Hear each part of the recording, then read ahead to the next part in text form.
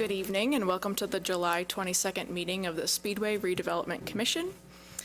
With me this evening is our Vice President, Jacob Blaisdell, Secretary, Chris Meter, and Member Rhonda Schwartz. Also at the podium with me this evening is our Executive Director, Carmen Lethig, and our new Town Attorney. Welcome. Thank you. I have confirmed that we have a quorum and the proper notice of the meeting has previously been given. We did not receive any electronic public comment, and there's no public, quote unquote, in the audience with us this evening. Maybe next time. We'll move on to the consent of the regular session meeting minutes from June 17th. Those were previously distributed. Were there any other edits or comments? Seeing none, we'll approve those by consent. Next on the agenda is approval of claims and expenses. Are there any to highlight, Carmen? So the ULI real estate course is on there. I think I talked about that a couple months ago when I signed up for last month when I signed up. So that's on there. And you'll see all the bond payments are on there. Other than that, it's normal stuff. Bond payments. Woof. Yeah. Twice a year. Gotta make them. All right, any questions for Carmen? I will go ahead and entertain a motion. I make a motion, we approve the claims as submitted. I second it. I have a motion and a second. All those in favor of approving the claims and expenses, please signify by saying aye. Aye. Motion carries. Next is the director's report from Carmen. Yes, hi. Okay, I have a few things to go over this evening.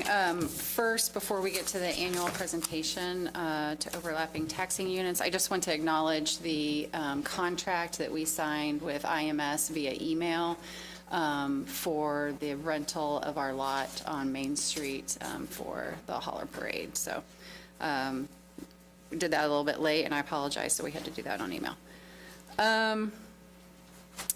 Yeah, so I think we can move on to our presentation that we have, and I think Brian is going to get that set up on the screen for us. Okay. Thank you. All right, so this is the annual presentation to overlapping taxing units. This is one of the statutory requirements that we have to do each year. Next, please.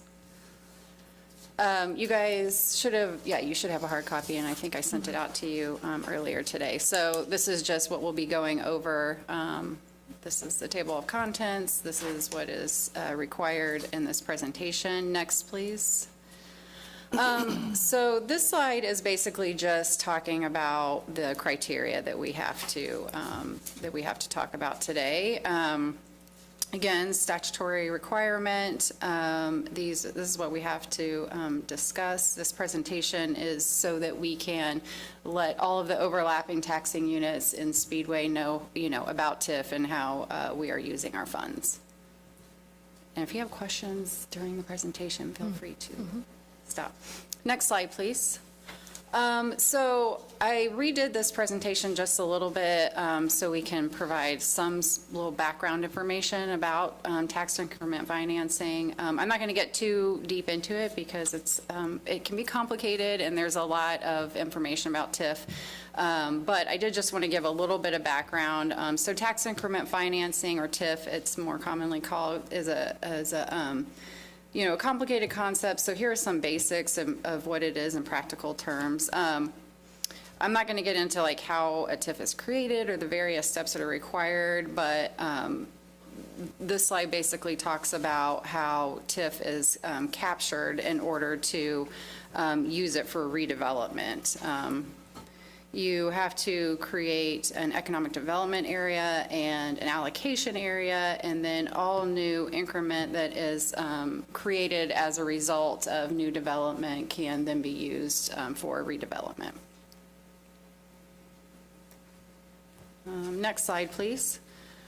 This is a variation of a common visual that kind of shows how the increment is established and how it is used in order to use for new development. So you can see that there's a time period in the life of the TIF where the base is set and the taxes, where the taxes are at the time of the bond issuance for the redevelopment work. Then that would start the statutory life of the TIF for 25 years. And during that time, new taxes go into the TIF, and that's called the increment. And then, so those can be used for various redevelopment activities that are listed in that plan that's created, so when you create the TIF. Next slide, please. So this slide basically shows what the permitted uses are of TIF. So the first one, site acquisition, clearing, improvements for private development. This is often what we use when we use it for incentives or actual construction, but incentives to induce new private development.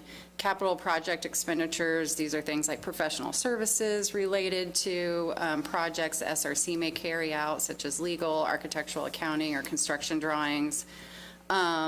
Public safety projects, so that means fire stations, fire trucks. And I've also kind of lumped that into infrastructure that would make it easier to bike or walk. And then the new one, recently it was approved at the state that TIF funds can be used for police and fire capital and operating expenses. I'll just mention real quick, just interject that this permitted use of TIF is a sometimes hotly debated issue that comes up. It's typically a subject of several bills every session. So it's just, I don't know, just a footnote out there that this is, we have one new item that it could expand from here, it could contract from here. So just want anybody listening or getting ideas, which are good, that this is definitely subject to change every year. That is an absolutely good point, because it does change every single year. So I think that's really good to mention. Thank you. Next slide, please. So this is just a slide talking about the Speedway Redevelopment Commission and what our main thrust of our work is that we do, and what we use the TIF funds for on a typical year. This slide is all of the allocation areas in Speedway. Oh, thanks. Yeah, next slide. These are the allocation areas in Speedway. Next slide, please. And now we're going to kind of move on to the portion of the presentation that's required to talk about the revenues and expenditures of all of the various TIFs. So these are in a few different slides. The first slide of each TIF is sort of like the TIF vitals that we have to provide. So when they were created, this one is the consolidated redevelopment area, which is the blue TIF in the slide, the previous slide. Started in 2009, and it's a consolidated area of a few different TIFs. But you will see in this one, BPP is the business personal property. This is the one TIF that we have that has the personal property taxes collected due to the nature of the types of businesses that are in that TIF. And next slide, please. I know this is super hard to read, but this is the best that we could do.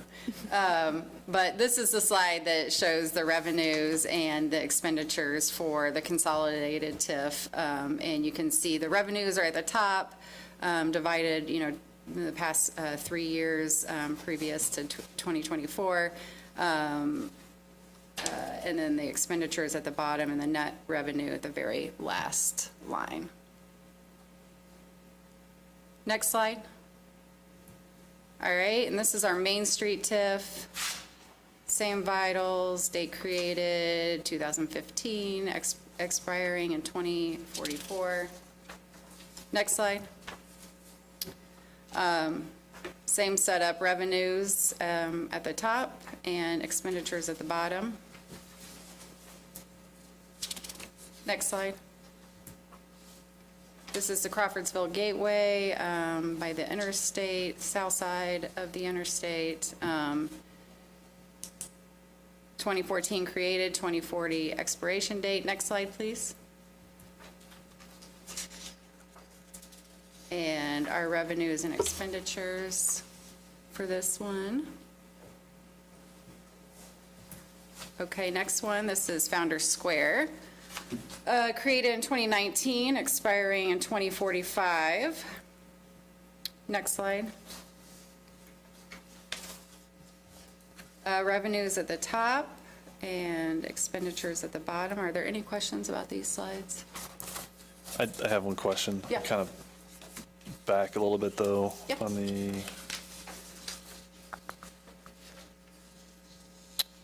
development area number 1. We're not showing any subsidy payment on the 2010, the BABs? Did they not come in 2023? I think they went into a different fund. Okay. But they did come in. Okay, good. All right.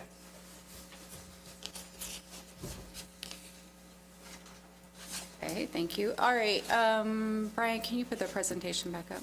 Thanks. All right, so this slide is just an overview of the projects that we did in 2023 with TIF dollars. So we did the gateway sign that is down, at the, near the interstate on Crawfordsville Road. So in the beautification that's, happened in that area, partly and due to the sign. Main Street Pocket Park, the design and implementation of that, which has been a great addition to Main Street. We completed construction and design drawings for the roundabout, improvements on, at the roundabout. And then we did do a business loan for restaurant equipment, and that's the borage. Debt service on bonds, of course, legal and financial service fees, and the 16th Street parking lot, sorry. All right, next slide. And these are just some pictures to exemplify those projects. Gateway at top, and the Pocket Park. Next slide. That's the borage at top. I tried to get a picture of the equipment, but I couldn't find one online, and I thought it'd be weird to walk back into the kitchen. But there's the ribbon cutting that we had a few weeks ago, and then the bottom picture is one of the pictures from REA about the improvements for the roundabout. Next slide. So this is just some ideas for 2024 projects, some things that, we'll continue some site preparation and pre-project due diligence on some projects that we've been talking about and sites that we own. Public safety, by that I mean we're looking at some matching dollars for some pedestrian improvements on Crawfordsville Road, some work on Main Street potentially, and some other public infrastructure costs. Infrastructure, looking at Main Street repairs, repaving potentially, and some other similar projects that have to do with infrastructure. Of course, revolving loan program we've talked about before, and I'll talk about that here in a minute.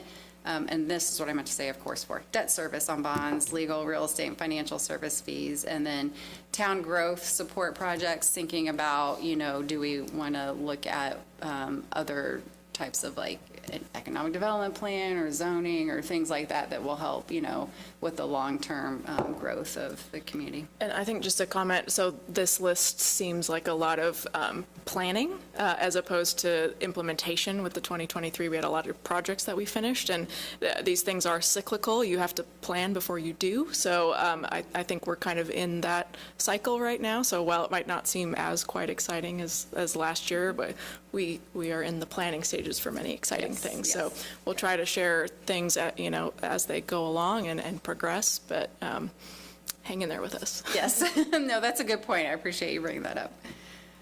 Okay, and then I think we have the last slide.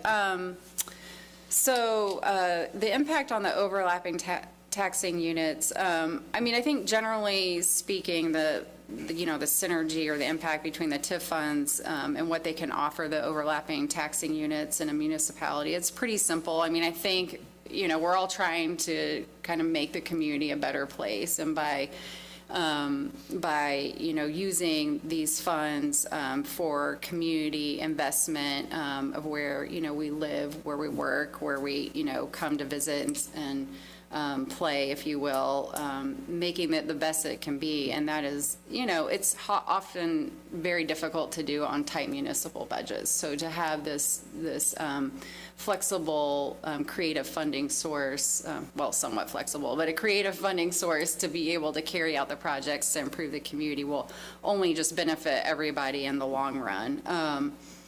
So, I mean, they really allow for, the TIF dollars really allow for all of the activities that are listed on this slide, and many of these we've talked about, or all of them we've talked about, that have already either been done by the SRC and that we're continuing to do.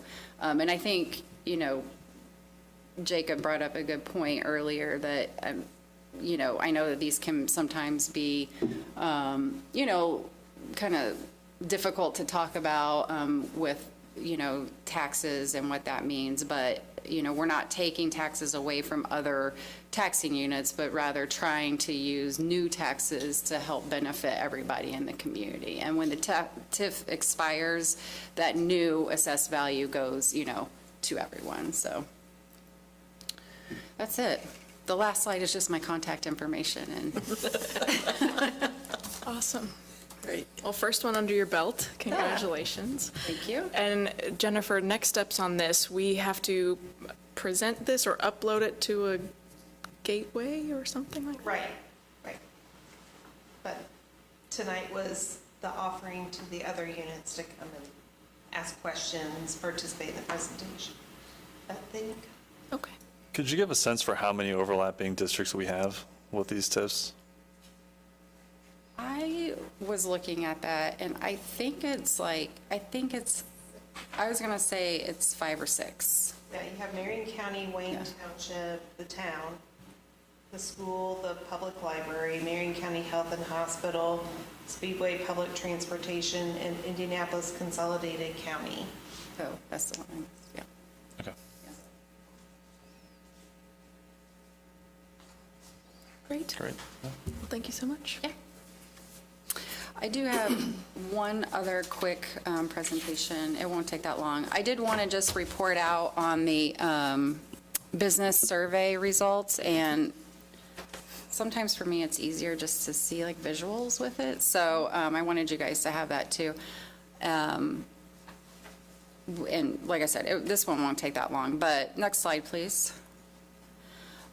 So the business survey, it was sent out in June, and the goal of the survey was to basically have a communication, a dialogue with businesses in Speedway to kind of ascertain the desire or the need for even creating a revolving loan program, so that we can help support Speedway businesses, in a way that's beneficial to them. So it was sent out via email, a Facebook post, and the chamber newsletter, and we received 19 responses, which I think is pretty decent.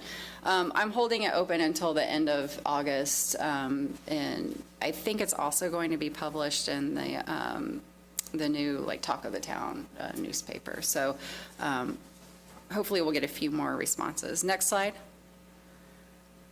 There were 14 questions total, and about half of the questions were about contact information. So I can update and continue to update the spreadsheet that we have of businesses in town. And the remaining questions focused on, really the projects and buildings that the businesses are in or thinking about doing. And then the final 2 questions were more open-ended, and I did not include those, but I can give those to you later if you want. Next slide, please. This is just a visual of kind of where the responses came from. Most of them are on Main Street. Thanks for getting the updated presentation with the map, Brian. Next slide, please. So I just kind of extracted the 3 or 4 main questions that had to do with the businesses. And sorry, this looks like it's kind of hard to see, but you have a printed copy. So do you own the building where your business is currently located? And 6, they do, and 13, they don't. And I think that's just important. If we do create a program, we have to think about the ramifications of what that means if we're spending money on business that doesn't own their building. It's not impossible by any means, but just something to think about. Next slide. I did this kind of just for my own personal knowledge to kind of understand who is out there and who wanted to respond to this.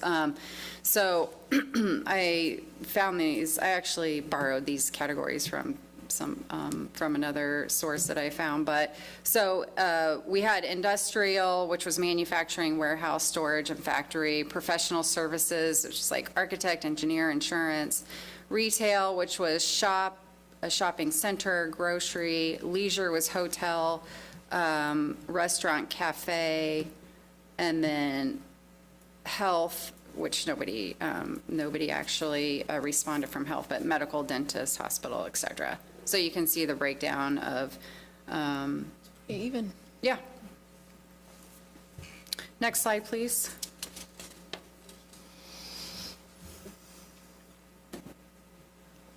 So this is really the question about what type of projects that they were considering in the next 24 months. And mostly, it's, I think, kind of what we thought. I think so mostly minor or major exterior improvements. I think the purchase of physical equipment was a little bit surprising to me because I thought it was going to be mostly like the major exterior improvements. So I was a little bit surprised by that. And again, just the ramification of that is thinking about how we would, protect our investment if we were to do a loan program.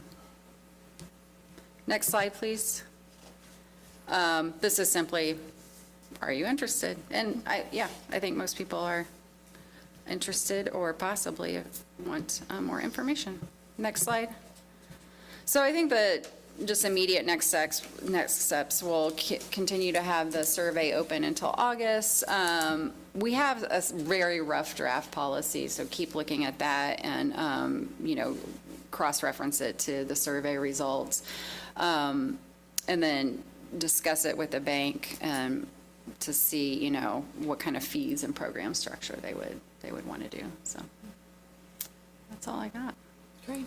So the survey doesn't speak to interest rates that might be charged or fees or anything like that. It's just a very Business. high-level Yeah. survey, right? Okay. Yeah, which I think accounts for the maybe. Maybe they're A lot interested. of, yes, Yeah. a lot of details to Which is work out fair, here. which is fair, yeah. I think it's great information, and I hope we get some more businesses to respond, and we'll look to react to those responses. So. Any other questions for Carmen? Report? All right. Thank you so much. Well, both new business and old business are listed as none for this month. Any update from the Centennial Committee? I think our next planning meeting is August. So yeah, we're still rolling along, putting things together, trying to raise funds. So, Any other upcoming community events? I don't know of any at the moment. Yeah, I just finished the big weekend. Yeah, I experienced, heard, saw Yeah. a great Brickyard weekend, so that's exciting for our town, and School starting soon Yeah, school. Yeah. already. Yes. Yeah. So Wow. register if you haven't yet. To do that every year. great. All right, well, thank you all for joining us. We'll adjourn the meeting at 6:24.